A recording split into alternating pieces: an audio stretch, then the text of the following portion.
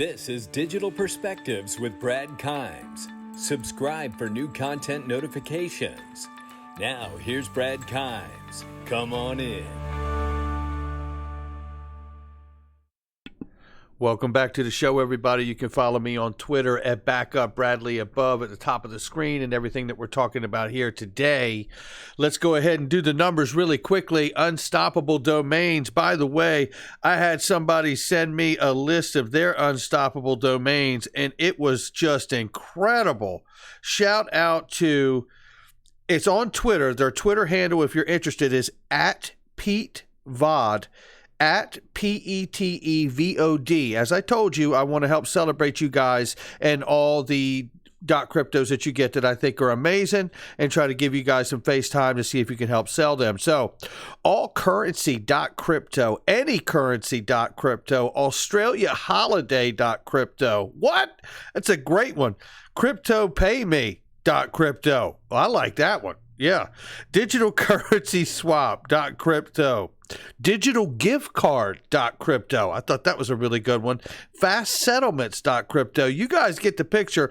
Goldpayid.crypto. Mybusinesswallet.crypto I think is a fantastic name, and so many others. Paywithgold.crypto. And Pete, you've done an amazing job. I wanted to celebrate you guys. I do have a link for Unstoppable Domains in the description and the comment section.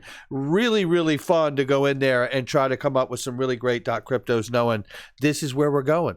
Okay, now let's get on to it. Guys, we have some good news. Join Link2's Lunch and Learn, and let's let the conversating and collaborating commence. With myself and Miguel Viez, formerly of Ripple, now the COO of Link2. Guys, they're doing really great things over there. Register for this conference, but more importantly, download the free app and register with Link2 in general. Become a part of that community. It costs nothing. I know you got to be an accredited investor to get the stocks, but just join that community. You talk about avoiding the toxicity of something like social media and Twitter. Get in a room with some people who really understand what's going on and talk about what's really interesting to them, and that's investing. Okay. All right, let's get to it. We got a lot of news. Let's do this. Italy's jumping off the map, but I thought China was ahead of the game. Let's get into this and sort it all out. First of all, we have a presidential candidate, Joe Jorgensen, the libertarian candidate running for president, is now accepting XRP, Bitcoin, and Ethereum donations for her campaign. Shout out to her and the whole libertarian movement. You know, there's a part of me just says, yeah. All right, so Michael Val 5 links here. Almost 2 million people living in the Chinese city of Shenzhen signed up for 10 million, 1.48 million US dollars digital yuan giveaway over the weekend. I'd say things are taking a foot over there, okay? Now, look, I like this because... Look, and people are going to say, you like China being in the... Listen, hold up. Slow down. What I like is that this is pressure.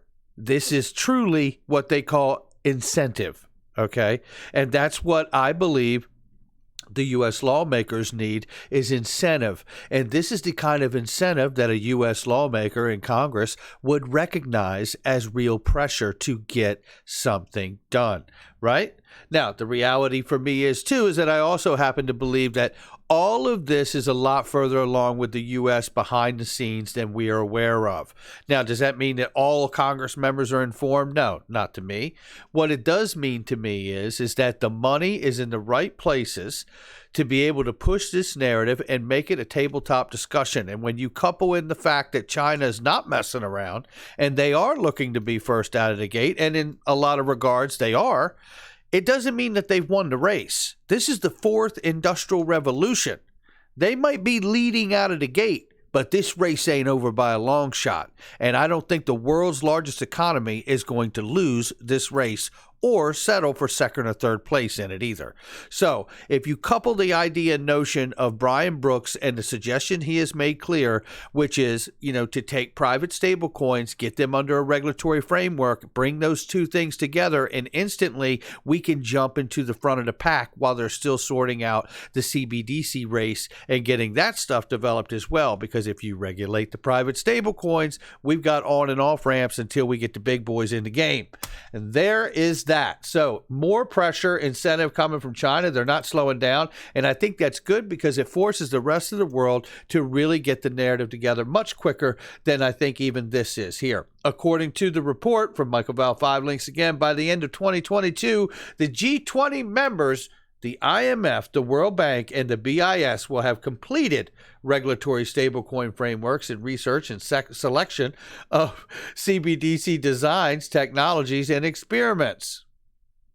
Well, I'll tell you something. There's been a lot more go on, and we've covered it here. The supervisory challenges, the oversight, the regulatory framework from the Financial Stability Board. We're going to talk about them later today in the afternoon video, and all of the other things that are going on as well. Now, this says by the end of 2022, they'll have the regulatory stablecoin frameworks and research and selection of the CBDC designs in place and all of that. But now listen, I think this could happen a lot sooner than 2022. I really do. But if it doesn't, I do see the ability to bring a framework in place, especially in the U.S., to really oversee and put in the right regulatory framework for stablecoins, as I said, to be able to allow the markets to begin to move and operate while CBDCs would be flushed out in any other way that they needed to be. But I think it's a potential to see that jump off a lot sooner as well. So let's keep it going here. PwC, one of the big four accounting firms, blockchain technology can generate the world up to $1 trillion in the next decade, it says. And I tell you, I think that's exciting. Can you imagine just blockchain itself having $1 trillion boost to the global economy as a whole? China could see the most economic boost from technology. Of course, they're rolling in the fact that China is really ahead out of the gate here, right? But listen, just because they fired the gun to start the race don't mean the race is over. By the way, this thing's just getting started, and you wouldn't believe what the largest economy in the world could do once they get things in place, when they get all the regulatory harmony they need in the overlapping regimes there, and or the legislation like the Digital Commodities Exchange Act passed to be able to part the waters for the regulatory clarity as well. So either way, I think we win. And I think when one of those two feet fall down to the floor there, I think we're going to find ourselves very quickly at the front of the line. So moving forward here, RTGS payment system to be available around the clock. Oh, really? That's interesting. Here's how it will help. Business News talks about the fact that our real-time gross settlement is around the clock 365 days a year from December 1st. Wow. That's getting it done. Now, that's the kind of motion we want to see. And so is this, because we take a look at this here, and Italian banks, and this is Italian banks preparing to try a digital euro. ABI, made up of over 700 Italian banking institutions, has announced that its banks are willing to pilot the digital euro. ABI expressed its desire to help speed up the implementation of a digital currency backed by the ECB by participating in related projects and experiments. Furthermore, the group said Italian banks are already working with distributed ledger technology, referencing the Spunta project. Remember when David Rudder said all Italian banks will be on R3 Corda by the end of this year? We're going to talk about that in a second, too. Let's read the rest of these here just to understand the enormity of what's happening here. More Italian banks joined Spunta DLT platform. The project promoted ABI is fully operational for interbank reconciliation processes. And the 55 banks that operate on a blockchain to date have moved the entire process from a traditional, slow, labor-intensive exchange of telephone calls and messages to fully technology-based solution that streamlines and automates the reconciliation of transactions. Come on in. This is what we're talking about. We're talking about going from the 8-track player, if anybody out here understands that reference, or the cassette tape, or as a buddy of mine used to say back in the day, a cassette tape. Oh, all the way to streaming, right? Just imagine jumping and going to, forget CDs, right? Just forget downloads, just go right to streaming, right? Because that's what we're talking about here. We're talking about going from telephone calls and messages, damn near carrier pigeon.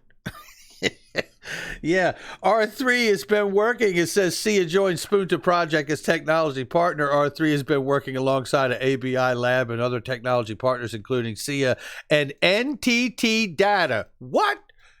We've heard of them, and we're going to take a look at something we need to see.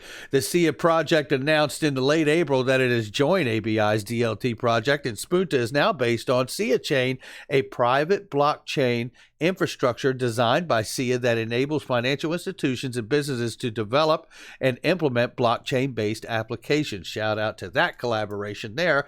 And SIA blockchain interoperability goal with Quant Network. Come on in, Quant. I tell you what, I thought to myself, this is not financial advice, but when I saw this, I was reminded, from XRP Vet that Quant was also at Ripple Swell event some time ago. I don't know if it was last year or the year before, but at any rate, we know that there's some ties there. And I thought to myself, hey, not financial advice, but I think Quant might be worth a punt, Come on in. Banking users of SIA's private blockchain infrastructure will be able to link up with other distributed ledgers following successful testing of interoperability via Quant's network over ledger technology. This integration provides the ability to bridge permission blockchains instant between SIA's 580 European network nodes and other external networks. I'd say things are moving at a pretty good clip at this point. And to build on that, we have this article here about 100 Italian banks go live on Spunta blockchain. Yeah, let's take a look at that real quick because this is pretty damn interesting. This goes in line with what David Rudder had said in the first part of 2020. This is from about an hour or so ago. And it says since October, around 100 banks have been operating on Spunta Nodes network. The third group of banks have entered into operating and using interconnected nodes in bilateral accounts reconciliation. So, now, I'm not going to read the whole thing to you. You guys get the drift of it from here. This is amazing stuff that's taking place. I really think it's wonderful. And it says project promoted by ABI, coordinated ABI Lab Banking Research Innovation Center, promoted Italian Banking Association for application of blockchain interbank reconciliation process, sees the commitment of technical partners NTT Data and SIA, in addition to R3 with Corda Enterprise Platform. Come on in. Now, with that being said, let's take a listen here from an old clip from Roses on the Moon. And let's take a listen to this clip here of David Rudder from R3 himself telling you exactly what was going to happen earlier in the year. Strength, and it's getting real this year. One thing I want to mention is it's getting real this year. It's getting real this year. One thing I want to mention is the entire Italian banking system will be on Corda for interbank payments this year. Hundreds of millions of transactions will be transacted on Corda this year. So it is getting real. It's been 6 years. That feels all right to me. Wow. And that about says it right there. But before we go, let's take a look at the NTT data. You guys might or might not be familiar with this, but remember this diagram? I first saw it back with the Love for Crypto guys. Shout out to that whole team over there. I know Kurt is pretty much retired these days, but shout out to Scott and the rest of the team. And I hope Kurt is doing well with him and his family. And this was from the original documentary. I remember watching it that they put out, and it was just wow. I mean, but look at this diagram here. If you haven't seen it before, I know there's a lot of newbies coming into this space. The cross-border real-time gross settlements diagram from NTT Data Company. This is the consultant write-up for the implementation of XRP, the ledger, and the entire DLT system for payments. Take a look at this. I want to make a point. Look at the countries that they're showing hooked up to this. It's Japan at the top, right? The EU, the United States, UK, and China.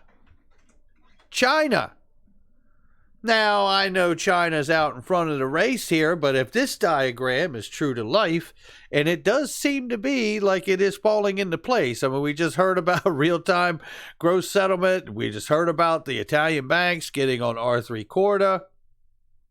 Look at what's taking place here, okay?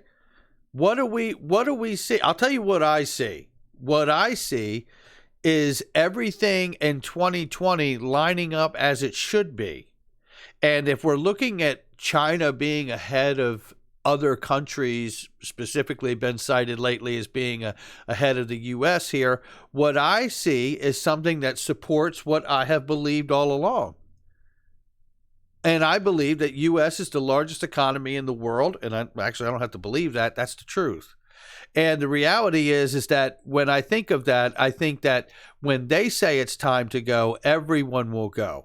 If these other countries are so far away and advanced, and some clearly are, that is not up for dispute. You know, some have way more regulatory clarity in what's going on, like in the UK or what's going on in Japan or monetary authority in Singapore, but none of them are using XRP as of yet. So regardless of the clarity that's happened in other countries, none of them are using XRP as its intended use, as this diagram is, as of yet. Now, are they? So this whole notion about the U.S. being behind the 8 ball and they need to get done is a very real thing. They need the clarity they can use so they can use it. But I also believe, because this has been a collective international effort to bring the world into this together, that is the reason they're not using it yet. Because I believe anybody that's been a part of OTC and the accelerator program and all of those things are contractually bound by agreements to go together potentially. I'm reminded of the word that Bob Way used to use when we were talking with him and had access to him, which was synchronization. And you can't have synchronization with one thing. You have to have synchronization with all things.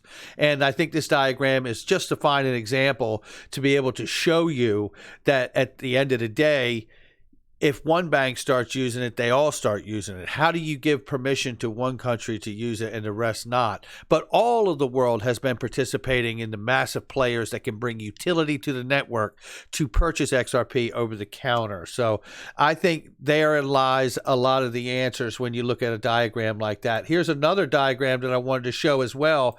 This also shows, if you look here, a deeper look into how the partners and individual companies connect and move through this, and then the main system of the countries and the major payment systems, you know, the ACH is the SEPA, you get it, right? So I think this diagram is pretty interesting as well when you look at like IBM, Oracle, SAP, Tesla, Intel, Apple, Google Pay.